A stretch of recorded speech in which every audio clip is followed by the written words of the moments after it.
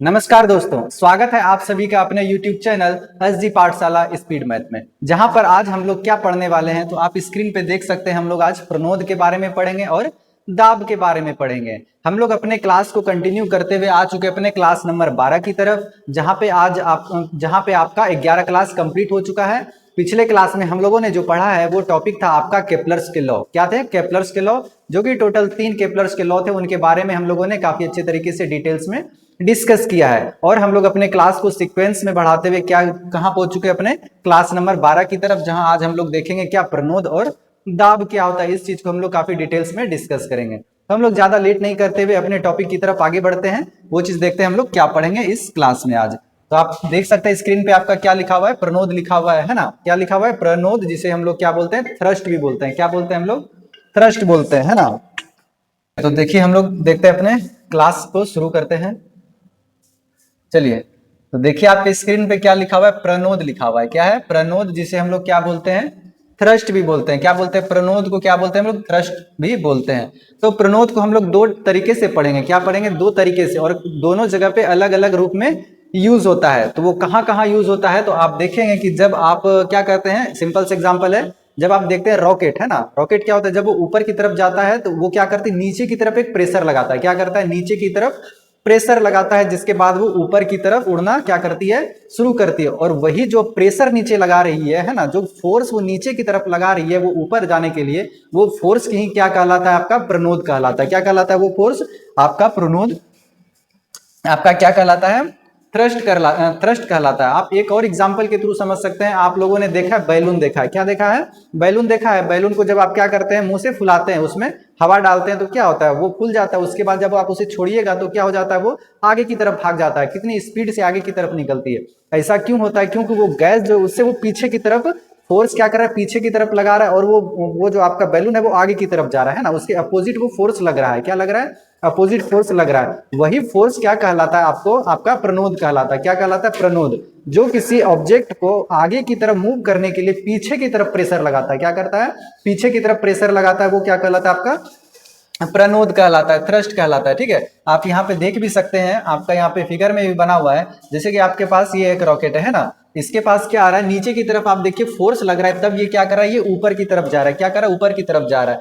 यही फोर्स आपका क्या कहलाता है? थ्रस्ट कहलाता है। क्या कहलाता है? आपका थ्रस्ट कहलाता है। ठीक है, क्लियर हो रहा है यहाँ से? आपका क्या थ्रस्ट कहलाया? प्रणोद। ये जो आपका नीचे की तरफ फोर्स लग रहा है किसी ऑब्जेक्ट को ऊपर की ओर जाने के लिए, वो आपका क्या कहलाया? क्या कहलाया? आपका प्रणोद कहलाया, थ्रस्ट कहलाया। ठीक है, आप यहाँ पे देख सकते हैं डेफिनेशन के रूप में इसे किस तरीके से हम लोग यहाँ पे अंडरस्टैंड करेंगे। तो आपका यहाँ पे क्या लिखा हुआ है? प्रणोद वह बल होता है जो किसी वस्तु को आगे बढ़ाने, जैसे मैंने बताया, आगे बढ़ाने के लिए क्या था? रॉकेट को आगे बढ़ाने के लिए नीचे की तरफ उसे फोर्स देना पड़ रहा था। उसी तरीके से बैलून में जब आप हवा भर रहे हैं तो अगर उसे छोड़ देने के बाद वो हवा क्या कर रहा है? पीछे की तरफ फोर्स डाल रहा है। क्या कर रहा है? पीछे की तरफ फोर्स लगा रहा है। वही फोर्स क्या कहला रहा है? आपका प्रणोद कहला रहा है, थ्रस्ट कहला रहा है। आगे बढ़ना या गति देने का काम करना। एक तरीके से क्या हो गया? बैलून में गति मिल गया उसको। गति मिलने का रीजन क्या रहा? वो पीछे की तरफ जो फोर्स लगाया उसके कारण उसे क्या मिल गया? गति मिल गया। जब कोई मशीन, इंजन या रॉकेट या फिर गैस, हवा या पानी को पीछे की ओर फेंकता है ना, रॉकेट क्या करता है? वो उसमें एक इंजन लगा रहता है, वो क्या करता है? गैस को नीचे की तरफ फेंकता है। क्या करता है? वो गैस को नीचे की तरफ फेंकता है। उसी तरीके से बहुत सारे हैं, पानी है, फिर उसके बाद क्या करता है? हवा है। जैसे बैलून में क्या भरा रहता है? हवा। वो क्या करता है? नीचे की तरफ वो पीछे की तरफ फोर्स लगाता है ताकि कोई ऑब्जेक्ट आगे की तरफ क्या कर सके?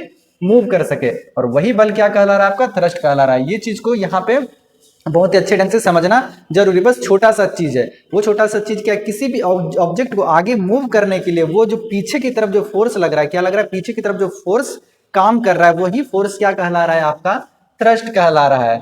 तब क्या होता है? उस समय प्रतिक्रिया के रूप में वस्तु आगे की ओर बढ़ जाती है ना। जब कोई ऑब्जेक्ट आगे की तरफ मूव कर रहा है और वो पीछे की तरफ अगर फोर्स लगा रहा है तो क्या हो रहा है? क्रिया प्रतिक्रिया का काम हो रहा है। क्या हो रहा है? क्रिया प्रतिक्रिया का काम हो रहा है। वो क्या हो रहा है? आपका प्रतिक्रिया के रूप में वस्तु क्या हो रही है? आगे बढ़ रही है।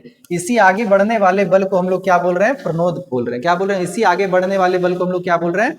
प्रणोद बोल रहे हैं। क्लियर हो रहा है यहाँ से? काफी अच्छे ढंग से हम लोगों ने समझा कि कोई ऑब्जेक्ट को अगर आगे मूव करने के लिए वो जो पीछे की तरफ जो फोर्स लगा रहा है, वही फोर्स क्या कहला रहा है? आपका प्रणोद कहला रहा है। प्रणोद का सिद्धांत क्या है, इसके न्यूटन्स के थर्ड लॉ के ऊपर, न्यूटन्स लॉ ऑफ मोशन पर आधारित है, और जो कि क्या है, थर्ड लॉ के बेस्ड काम करता है। क्या करता है, थर्ड लॉ के तीसरे नियम पर क्या होता है, ये आधारित होता है ना। क्रिया प्रतिक्रिया का यहाँ पे काम हो रहा है। वो रॉकेट ऊपर जाने के लिए नीचे की तरफ जो फोर्स लगा रहा है, बैलून आगे बढ़ने के लिए पीछे की तरफ फोर्स लगा रहा है ना। क्रिया के बराबर विपरीत प्रतिक्रिया हो रही है यहाँ पे, और वही जो पीछे की तरफ जो फोर्स लग रहा है, बस उसी को हम लोग क्या बोलेंगे, थ्रस्ट बोलेंगे।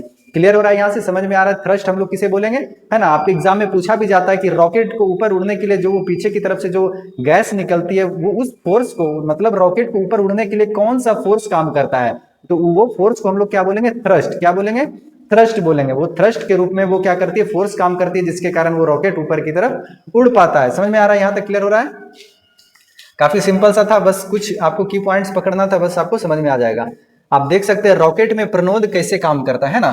रॉकेट में प्रणोद कैसे काम करता है उसको भी हम लोगों ने काफी अच्छे ढंग से यहाँ पे क्या कर लिया है, डिटेल्स में डिस्कस कर लिया है। रॉकेट के इंजन से बहुत तेज गति से क्या करती है, गैस पीछे की तरफ निकलती है। क्या करती है, वो गैस पीछे की तरफ निकल रही है ना।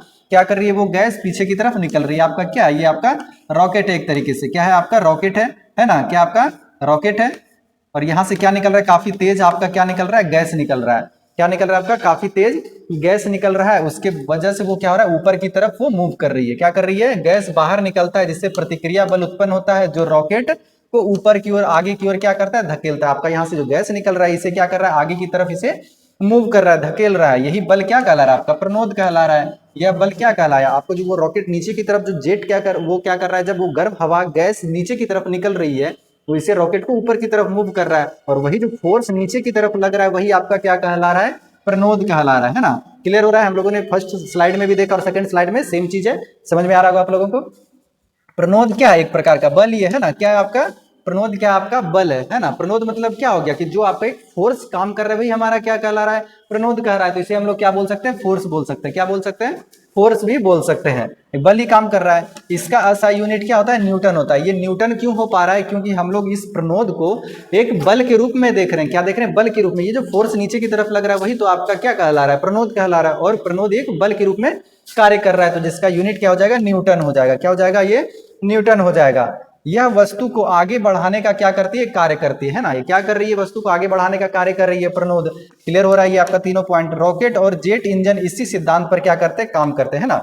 जैसे देखा कि क्या आपका रॉकेट है ना, ये क्या कर रहा है, इसी सिद्धांत पर काम कर रहा है, प्रणोद के सिद्धांत पर काम कर रहा है। ये आपके एग्जाम में प्रणोद से रिलेटेड, ये थ्रस्ट से रिलेटेड आपके एग्जाम में अक्सर पूछा जाता है ना। तो ये चीज को आप लोग क्या कर सकते हैं, आपको इग्नोर नहीं करना, ये चीज को समझना है। अगर आप समझ गए तो आपके एग्जाम में अगर आता है तो आप अच्छे से क्या कर पाएंगे, टिक कर पाएंगे, है ना। क्लियर हो रहा है। हम लोगों ने तो वहां पे देखा कि वो थ्रस्ट क्या होता है, प्रणोद क्या होता है, और हम लोग एक सेकंड वे में भी समझेंगे कि प्रणोद को और हम लोग कहाँ पे यूज करते हैं, दाब के रूप में। क्या करते हैं, दाब के रूप में। जब हमारा वो प्रणोद का दाब के साथ रिलेशन बनता है, तो हम लोग प्रणोद को कैसे समझेंगे, है ना। यहाँ पे देख लेते हैं हम लोग। ये आपका प्रणोद है, थ्रस्ट को समझ गए क्या था, ये भी क्या है, थ्रस्ट ही है। लेकिन ये चीज को समझने के लिए यहाँ पे ये देखना पड़ेगा, कोई बल क्या कर रही है, जब लंबवत किसी सरफेस पर, है ना, किसी सरफेस पर वो लंबवत बल पड़ती है, तो वही कहलाता है प्रणोद, है ना। जब कोई बल किसी सतह पर सीधे 90 डिग्री, 90 डिग्री क्या हो गया, लंबवत हो गया, कोण पर लगाया जाता है, तो क्या होता है, उस बल को प्रणोद कहा जाता है ना। आपका क्या है, आपका ये एक मानिए सरफेस है। क्या है, आपका ये एक सरफेस है। इसके ऊपर क्या कर रहे हैं, अगर आप यहाँ पे बल लगा रहे हैं, क्या कर रहे हैं, ये एक लंबवत बल लगा रहे हैं 90 डिग्री पे। क्या कर रहे हैं आप, ये बल लगा रहे हैं, तो यही आपका क्या कहलाया, आपका ये क्या है, एक स्पेसिफिक एरिया है ना। एक स्पेसिफिक एरिया है जहां पे आप क्या कर रहे हैं, लंबवत बल लगा रहे हैं, है ना। क्या है, आप लंबवत बल लगा रहे हैं, उसे क्या बोल रहे हैं हम लोग, थ्रस्ट बोल रहे हैं, प्रणोद बोल रहे हैं, है ना। और ये जहां पे ये चीज लग रहा है, वो आपका क्या कहलाता है, दाब कहलाता है। प्रणोद और दाब में क्या संबंध है, जब प्रणोद किसी क्षेत्रफल पर, ये क्या कर रहा है, ये आपका सरफेस है, और ये प्रणोद जहां पे क्या लगेगा, आपका ये बल जो लगेगा, तो वो कुछ ना कुछ क्या करेगा, एरिया कवर करेगा, है ना। क्या करेगा, कुछ एरिया कवर करेगा। और वही जो जहां पे एरिया कवर कर रहा है, उसी चीज को हम लोग क्या बोल रहे हैं, दाब। वो जिस एरिया पर जो बल एक्ट कर रहा है, वही आपका क्या कहलाता है, दाब कहलाता है। जब प्रणोद, मतलब ये प्रणोद टी थ्रस्ट किसी क्षेत्रफल पर कार्य करता है, तब दाब उत्पन्न होता है। क्या हो रहा है, यहाँ पे जब वो प्रेशर डाल रहा है, तो यहाँ पे क्या उत्पन्न हो रहा है, दाब उत्पन्न हो रहा है। ये कुछ स्पेसिफिक एरिया के ऊपर ये बल एक्ट कर रहा है, जिससे वो क्या कहला रहा है, दाब भी कहला रहा है। क्या कहला रहा है, दाब कहला रहा है। और ये हम लोग थ्रस्ट को क्या, फोर्स भी बोलते हैं। क्या बोलते हैं, फोर्स की तरह ही काम कर रहा है। प्रणोद क्या कर रहा है, थ्रस्ट जो है दाब के सॉरी फोर्स के रूप में कार्य कर रहा है। और किस पे एक्ट हो रहा है, किसी सरफेस पर जो एक्ट हो रहा है, उसे हम लोग क्या बोलेंगे, हम लोग दाब बोलेंगे। क्या बोलेंगे, दाब बोलेंगे। समझ में आ रहा है। कार्य करता है तब दाब यहाँ पे क्या हो रहा है, दाब उत्पन्न हो रहा है। ये आप ये चीज में याद रखेंगे, प्रणोद जो होता है किसी सरफेस पर एक लंबवत लगने वाला बल है। क्या है, लंबवत लगने वाला बल है, और वो बल जो है जिस क्षेत्र पर लगता है वहां से क्या होता है, उत्पन्न होता है, दाब उत्पन्न होता है। क्या बोलते हैं उसे, दाब उत्पन्न होता है। और ये आपका थ्रस्टिंग क्या कहला रहा है, आपका फोर्स कहला रहा है। इसीलिए फोर्स का जो यूनिट होता है न्यूटन होता है, तो हम लोग थ्रस्ट को भी क्या बोल सकते हैं कि आपका यूनिट क्या होता है, न्यूटन होता है ना। आपका नेक्स्ट है दाब का आखिर हम लोग का फॉर्मूला क्या होता है। तो हम लोग जानते हैं दाब को हम लोग किससे डिनोट करते हैं, पी से डिनोट करते हैं। किससे डिनोट करते हैं, पी से डिनोट करते हैं, है ना।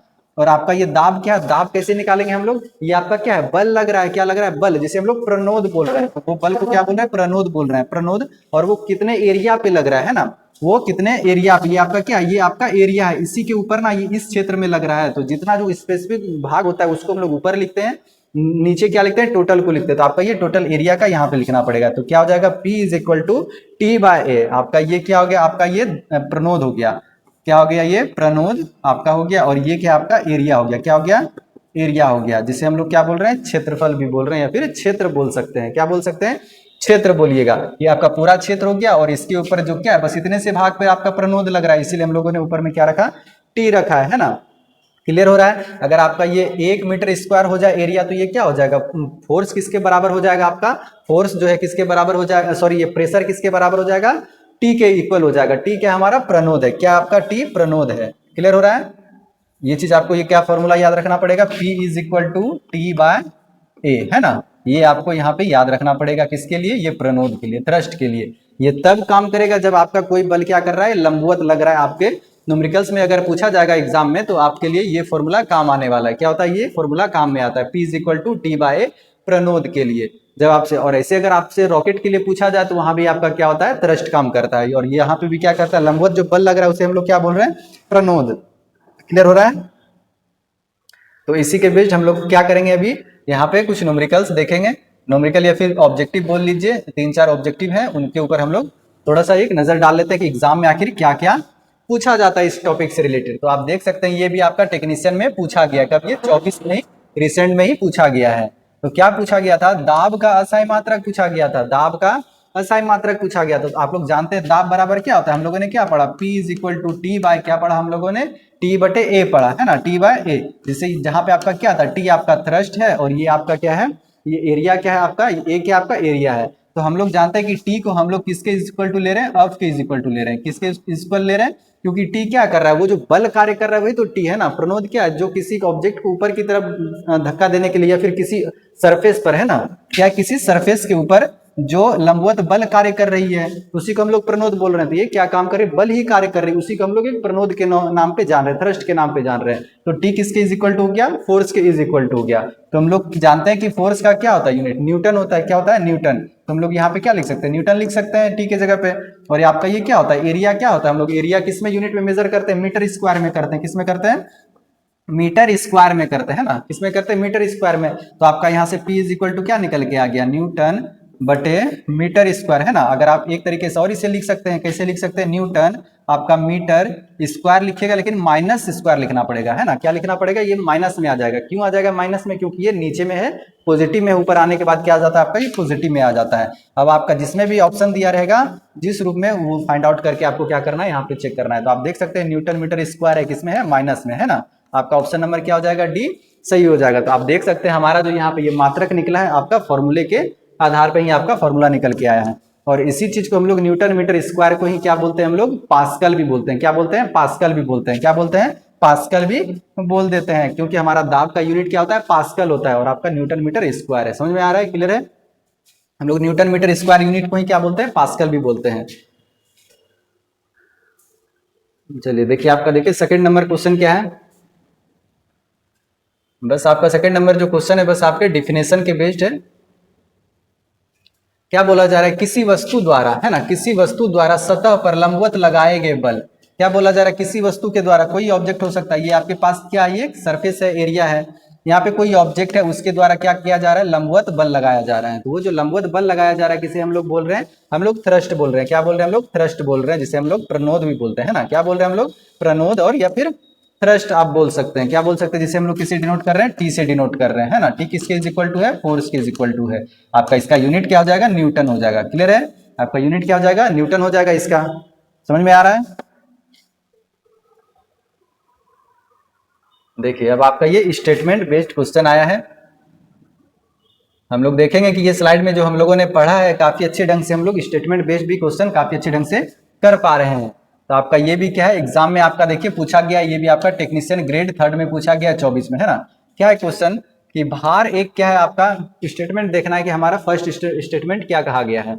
बल के निम्नलिखित कथनों में से कौन से सही है, इसमें से बताना है कि आपका जो ये दो स्टेटमेंट दिया गया है कौन सा स्टेटमेंट आपका सही है। तो आपका देखिए पहला क्या, भार क्या एक प्रकार का बल है। हाँ, हम लोगों ने अपने पिछले क्लास में भी पढ़ते हुए आ रहे हैं कि हम लोग भार को क्या बोल रहे हैं, बल बोल रहे हैं। वो बल क्यों बोल रहे हैं, क्योंकि भार क्या हो रहा था आपका जो क्या कर रही है ग्रेविटी, जिस किसी भी ऑब्जेक्ट को उसका कुछ मास होगा जो उसे अपनी तरफ खींच रही है, वही खिंचाव क्या कहला रहा है, किसी ऑब्जेक्ट का भार कहला रहा है। तो आपका वो भार क्या कहला रहा था, एक प्रकार से बल ही कहला रहा है, जो किसी वस्तु पर लंबवत नीचे की ओर कार्य करता है। क्या करता है कि ये ऑब्जेक्ट है ना, इसका कुछ ना कुछ भार होगा, इसे हम लोग ऐसे छोड़ देंगे तो नीचे की तरफ आ रही है, क्या आ रही है, लंबवत ही हमेशा गिरेगी। ऐसा नहीं कि इसे छोड़ने के बाद वो जिगजैग में जाना शुरू कर देगी। क्या करेगी, वो जिगजैग में जाना शुरू करेगी, वो लंबवत नीचे की ओर ही क्या करती है, कार्य करती है। तो आपका स्टेटमेंट क्या हो जाएगा, फर्स्ट सही हो जाएगा। तो वो नीचे की तरफ ही, ऐसा नहीं कि कोई ऑब्जेक्ट है तो उसके लिए जो भार लगेगा, उसके लिए जो गुरुत्वाकर्षण बल उसके ऊपर कार्य करेगा, ये क्रॉस करेगा, केवल उसके ऊपर लंबवत ही उसके ऊपर कार्य करने वाला है वो बल। क्या करेगा, वो लंबवत बल कार्य करता है,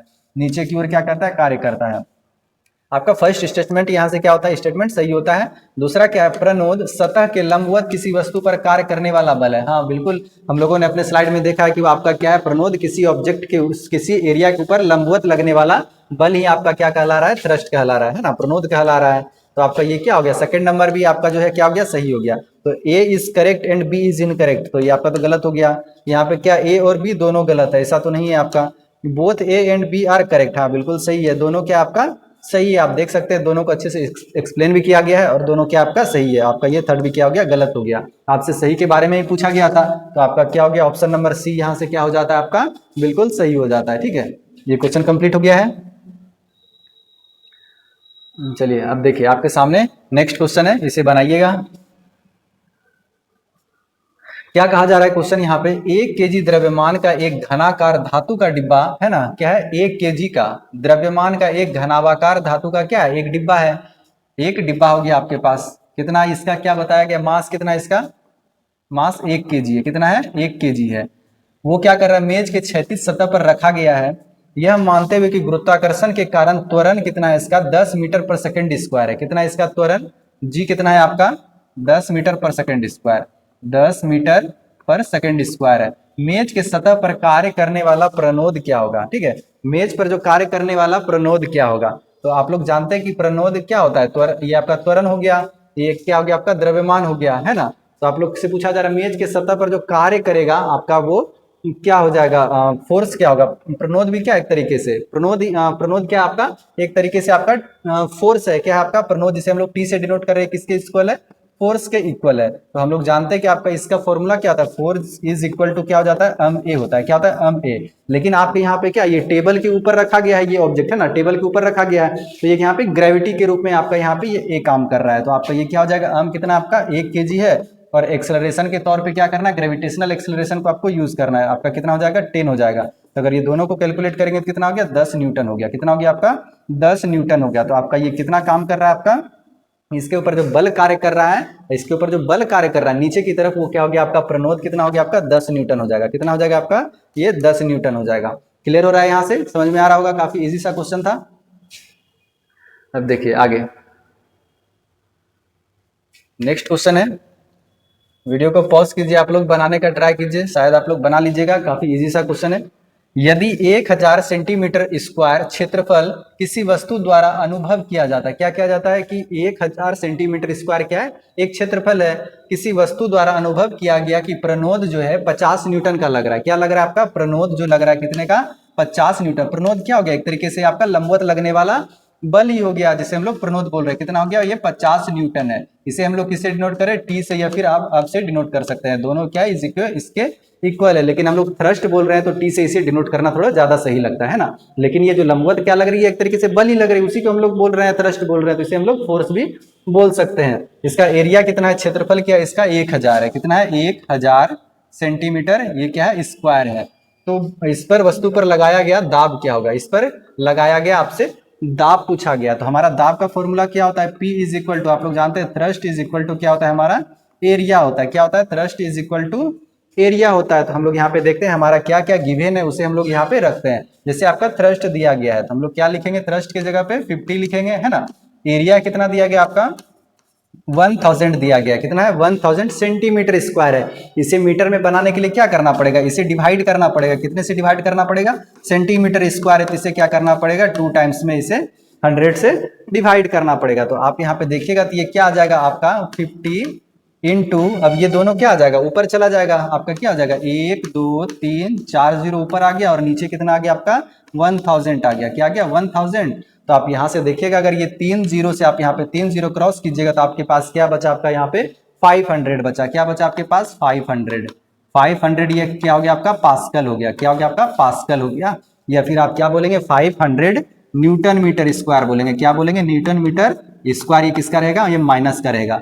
ठीक है, आप ये यहाँ पे यूनिट में दोनों में से कोई एक चीज यूज कर सकते हैं। इसे हम लोग क्या करते हैं? दाब के लिए यूनिट क्या यूज करते हैं? पास्कल यूज कर सकते हैं, है ना। तो आप देख सकते हैं आपका ऑप्शन नंबर किस में है? ए में ही क्या दिया गया है? 500 पास्कल। तो इस तरीके से आपको क्या करना है? इस क्वेश्चन का सोल्यूशन करना है। आपको क्या होना चाहिए? फॉर्मूला मालूम होना चाहिए। प्रणोद बटे क्या हो गया? आपका एरिया हो गया। प्रणोद आपका दिया गया था, थ्रस्ट दिया गया था 50 बटे हम लोगों ने क्या किया? 1000 किया। यहाँ पे स्क्वायर होने के कारण इसे मीटर में बनाने के लिए क्या करते हैं? 100 से हम लोग डिवाइड करते हैं। ये सारा आपका 100 जो है ऊपर में आ गया, नीचे में जो 1000 था क्रॉस होकर के आपके पास क्या बचा? 500 पास्कल बचा। क्या बचा? 500 पास्कल बचा। और आपका क्या हो जाता है? ऑप्शन नंबर ए यहाँ से सही हो जाता है। समझ में आ रहा है? और आपका जहां पे ये आपका क्या होता है? आज का टॉपिक कंप्लीट होता है। अगर आपने पूरा वीडियो वॉच आउट किया तो उसके लिए थैंक यू। हम लोग नेक्स्ट क्लास में हम लोग नए टॉपिक के साथ मिलेंगे आपके बीच। Thank you.